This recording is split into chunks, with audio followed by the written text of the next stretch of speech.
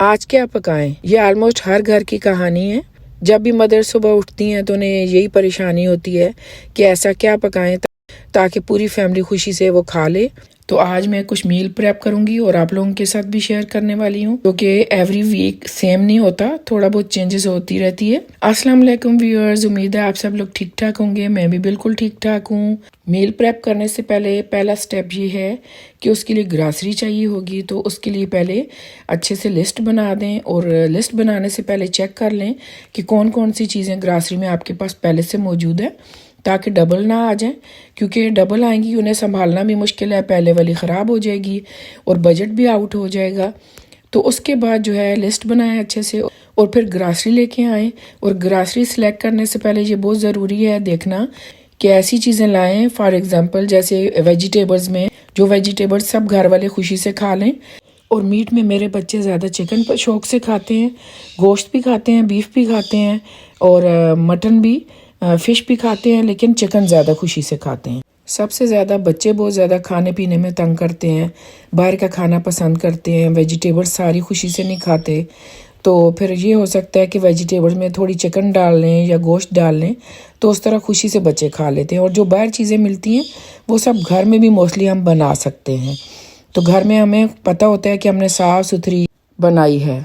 और इसके अलावा सेकेंडली हर घर का बजट डिफरेंट होता है, चॉइसेस डिफरेंट होती हैं।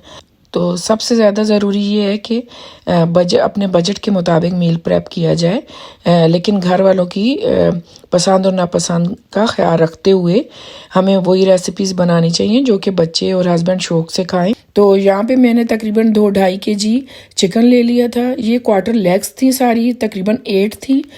तो इसकी 3 रेसिपीज़ मैंने बनाई थी। थाइस को मैंने बोनलेस खुद कर लिया था और इन्हें मैंने मैरिनेट कर दिया था। इसके जिंगर भी आप बना सकती हैं। इसके छोटे छोटे क्यूब कटिंग करके चाइनीज़ राइस बन सकते हैं, मंचूरियन बन सकती है और बहुत सारी रेसिपीज़ बन सकती हैं। चिकन के पकोड़े बन सकते हैं, लातादाद रेसिपीज़ बन सकती हैं। जैसे स्लाइडर्स में आप इन्हें ऐड कर सकते हैं। इसके अलावा सैंडविचेस बना सकते हैं, बर्गर बना सकते हैं। इन्हें मैंने मैरिनेट कर दिया था और मैरिनेट करके जिपलॉक बैग में मैंने डाल के फ्रीज़ कर दिया था इन्हें। और इसके अलावा लेग्स जो थी उन्हें मैंने मैरिनेट करना था, लेकिन उससे पहले मुझे उन्हें 60% गलाना था और उसके बाद ठंडा करने के बाद मुझे उनकी मैरिनेशन करनी थी। यहाँ पे मैंने थाइस को जो मैरिनेट किया था, ये जिंगर बर्गर की रेसिपी मैंने मैरिनेशन की थी।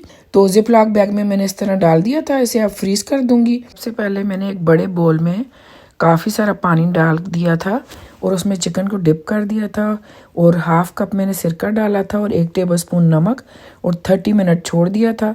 फिर अच्छे से वॉश कर लिया था चिकन को। तो यहाँ पे मैं लेग्स को मैरिनेट कर दूंगी और लेग्स को भी मैंने घर के बेसिक मसालों से मैरिनेट किया था। और कोटिंग ज़्यादा थिक इसलिए कि मेरे बच्चे थोड़ी थिक कोटिंग पसंद करते हैं।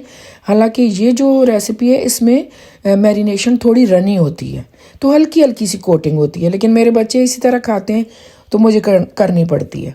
तो इस तरह ये भी मैंने कर दिया और इसे भी आज नहीं बनाना मैंने, इसे भी मैं स्टोर कर लूँगी रेफ्रिजरेटर में।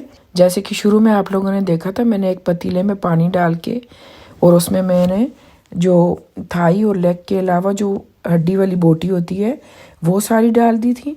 और मैंने जो थाई को बोनलेस किया था वो हड्डियाँ डाल दी थी। और जो लेग्स को मैंने मैरिनेट कर चुकी हूँ वो लेग्स 60% इसी पतीले में मैंने बॉयल कर ली थी, लहसुन अदरक और नमक डाल के। लेग्स मैंने निकाल ली थी, ठंडी करके मैरिनेट कर ली थी और बाकी हड्डियों को भी मैंने सेपरेट कर दिया था और यखनी भी निकाल दी थी।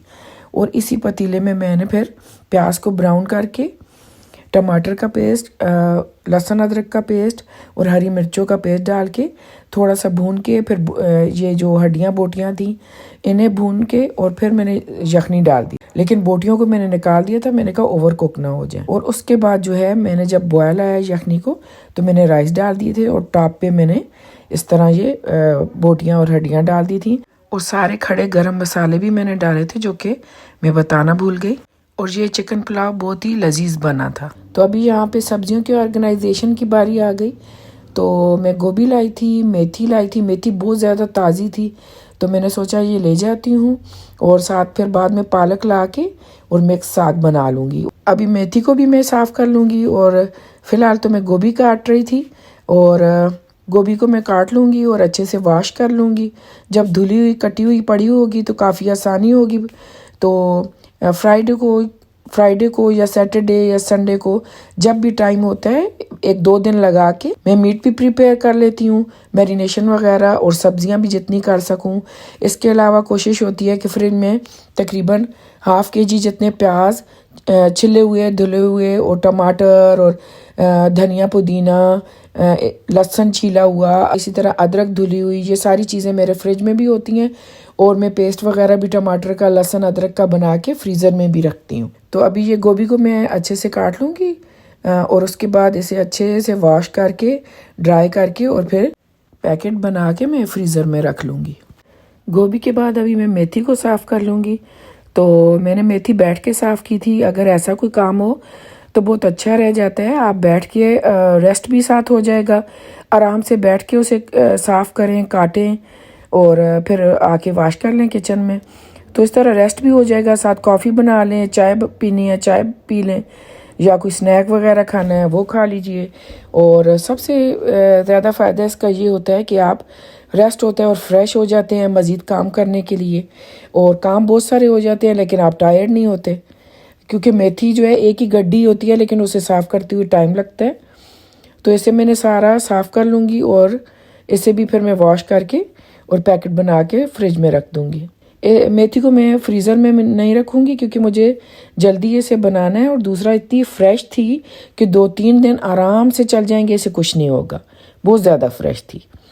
तो पालक भी यहाँ फ्रेश मिलती है, धुली हुई होती है। तो पालक ला के फिर मैं साग बना लूँगी क्योंकि बच्चे भी साग बहुत खुशी से खा लेते हैं।